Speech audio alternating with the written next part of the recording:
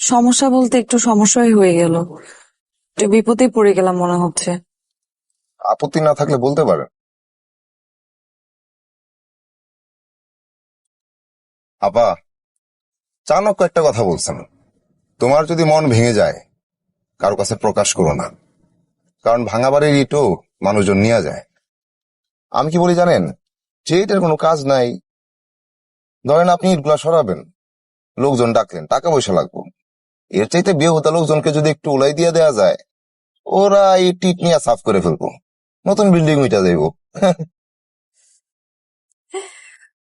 আপনিও দেখছি খুব সুন্দর করে কথা বলতে পারেন। Very good.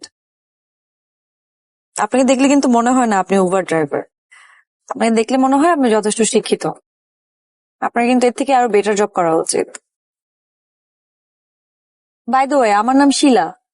আমি কানাডাতে থাকি।